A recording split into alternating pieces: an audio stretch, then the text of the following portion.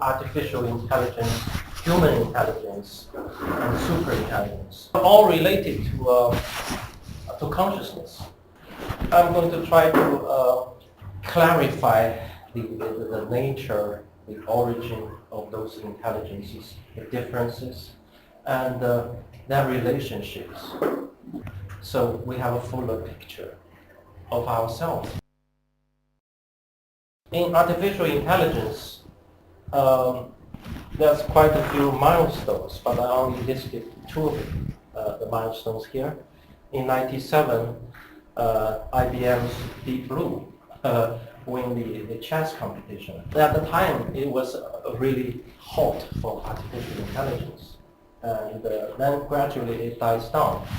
But this year in March, AlphaGo defeated the Go chess champion.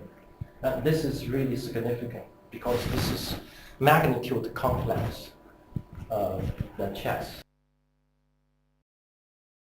So every time artificial intelligence makes breakthrough, people start to ask questions. Questions like, is machine conscious? Can machine think? Are we in danger? All those questions comes up every time you have a big breakthrough. To me, there's different views, but they are often unfounded. They are just pure speculations.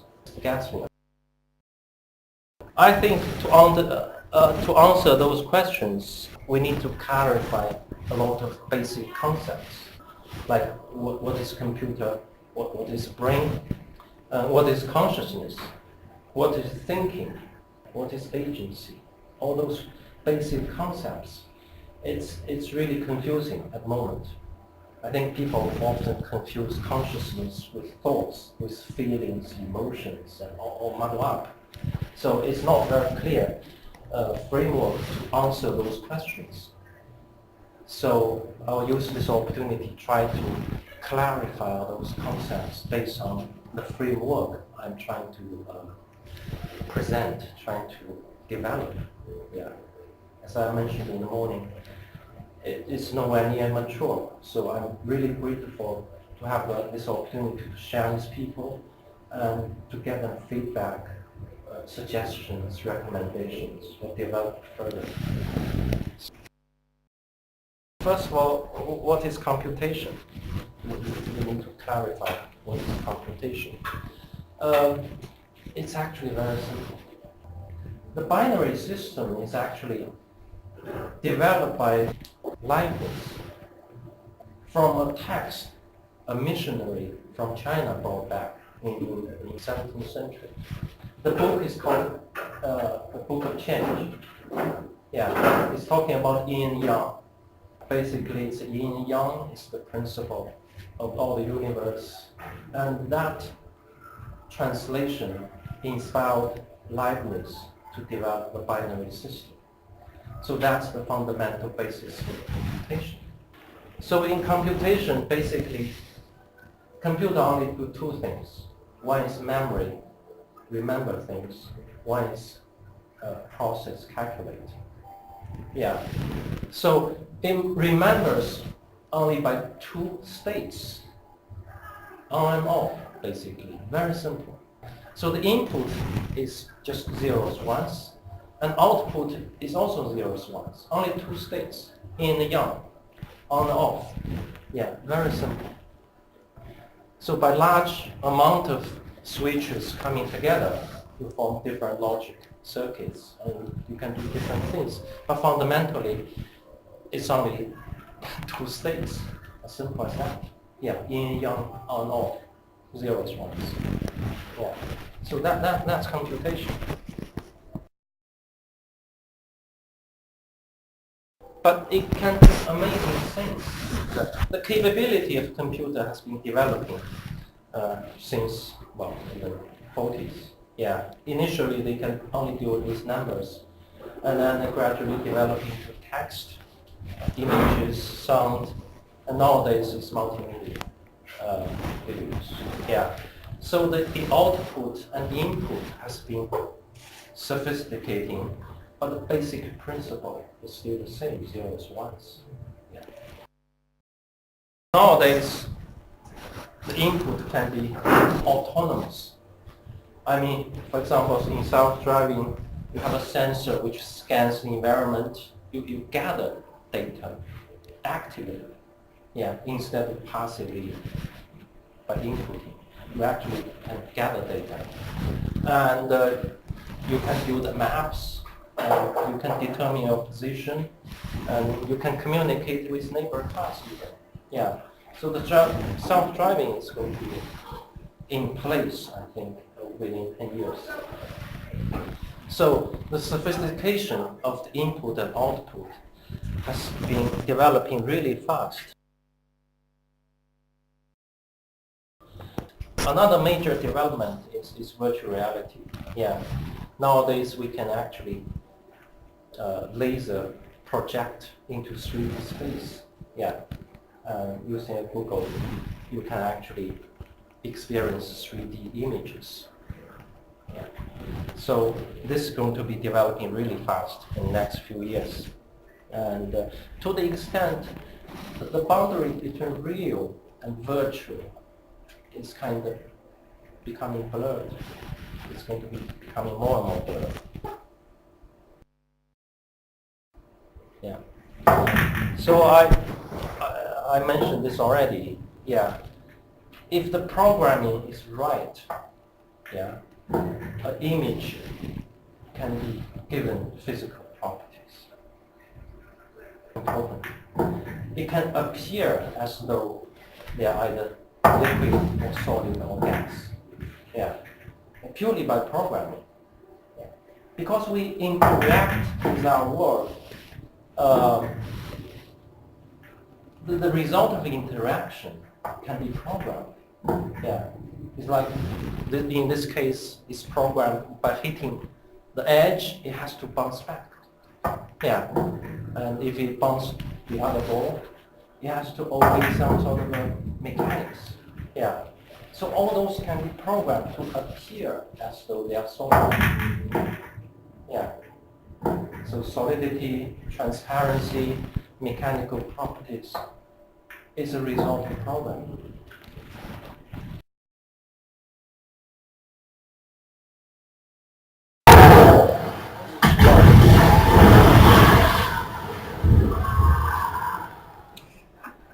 People often think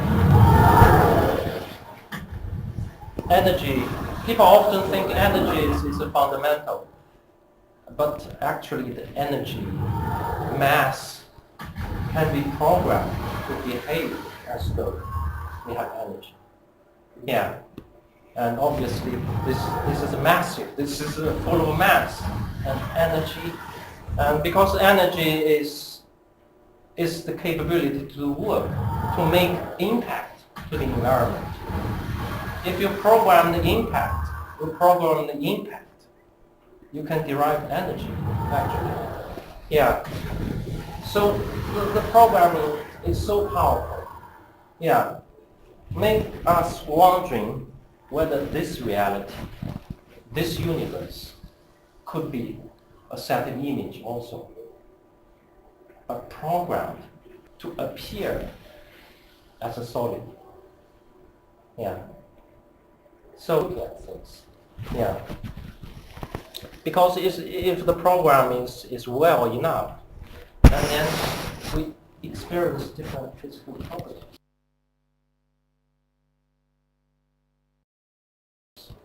As a scientist, we are obsessed to make sense of the world, make sense of the universe. And we try to understand it. But our understanding is usually based on our existing concept. That concept is also from our experience, actually. Depends what we experience, we obtain concept, we use concept to make sense of the world. Yeah? Throughout time. For example, in Newton's time, our toy was telescope and clocks, yeah, watches, yeah. So it's purely mechanical experience.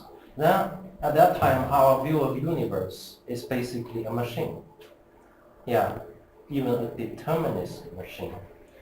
It's like a clock like a machine at that time. So because at that time, all the toys are mechanical. Yeah. In electricity time, when people discover the battery, they can control the current, they control the voltage, then people start to play with electricity. Yeah. And before that, you can only experience electricity through lightning. But when battery is developed, we can actually control it, switch on and off. And so that gives people new concept, electricity. Okay. Our understanding of the world is charged particles. Yeah. That's our understanding. Yeah. But now it's information age. It's a digital age. Yeah. Our understanding of the world, although it's always behind our experience, I think needs updating. Yeah, with the development of experience. Yeah, this is information age, it's digital age. Big data, that's what we are talking about nowadays. Yeah, so it has to develop, it has to evolve. If we take the view of virtual reality, i.e. this physical world could be a processing output of a computation. And all the problems which physics cannot deal with are easily dealt with. Yeah, like gravity. The gravity can be seen as a program which determines when an apple falls from the tree, you will have to accelerate at a certain speed, at a certain acceleration. It's actually programmed to do so. It's not because there's a pull. Yeah, there's alternative way of looking at things, and easily understandable if everything's programmed, because it's programmed to fall, to attract. Yeah, the magnets. I don't think we still understand what is magnets, why it attracts, repel. People try to explain it by electricity, current within it, but it's very complex. It's not a good model to me. But if it's a program to do that, it's very simple. Yeah. So if you look at all the problems in physics, even entanglement, we talked about yesterday, they can be very easily modeled by a program, by the digital system. Yeah, I mean, two particles on the screen can be to tangle. Yeah, the distance is not an issue.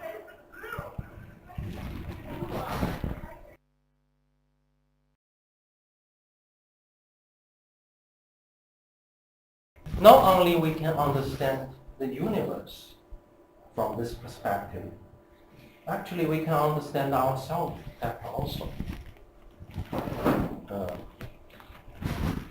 This is a marrow game, but it's not played by human, it's played by machine. Yeah.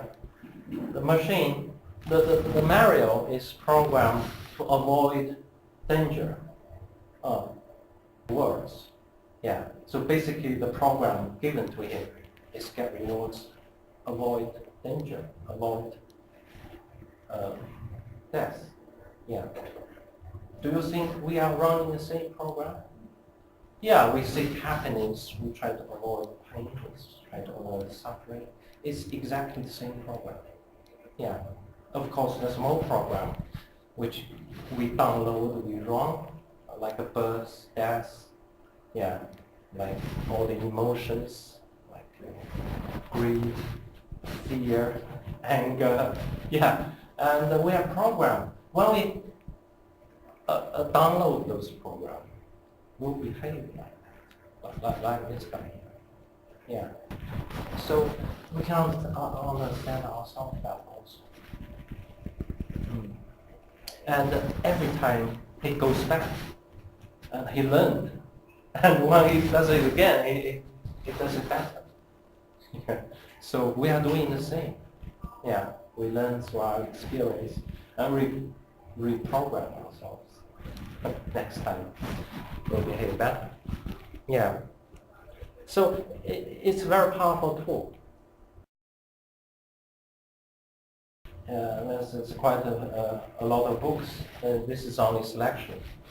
And my big toe, toe means the theory of everything. Yeah. So people are taking it more and more seriously. And in popular culture, like movie, the most famous movie is, of course, Matrix, which made the idea of virtual reality quite popular. Yeah. So movies like Inception also talk about, is this a dream? Is this real? All those fundamental questions. People are beginning to address them. Yeah. I mean, they are not new questions.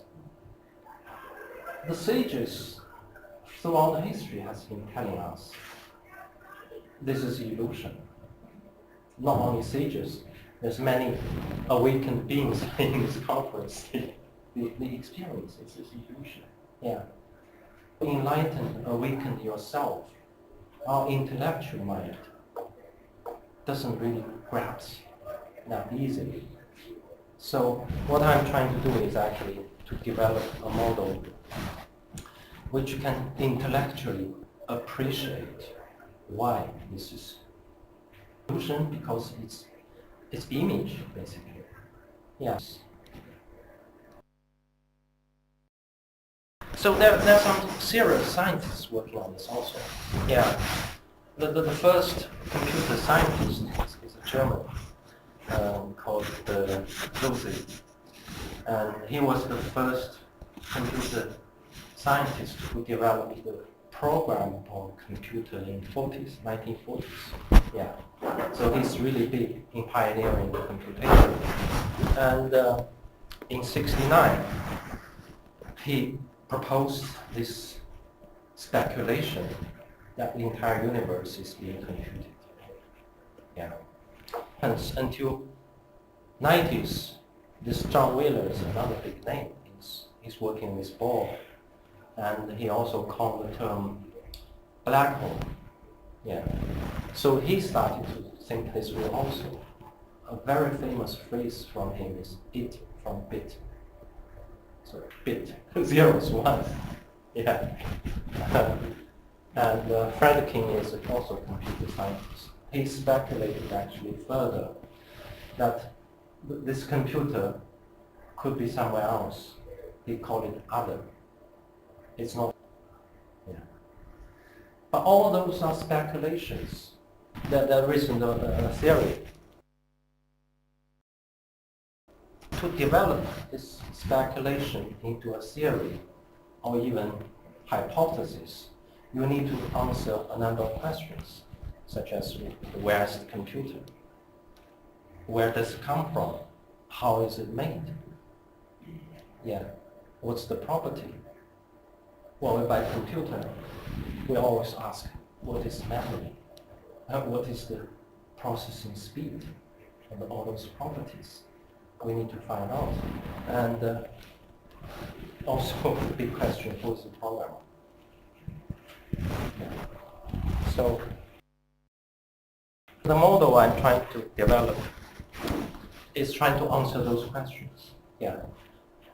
They're trying to answer where is the origin, fundamental properties, and the application of this computer, which processing output in this universe. Not only the universe, all the entities in it, and all the stories. Yeah. Including our thinking, our theories. Yeah.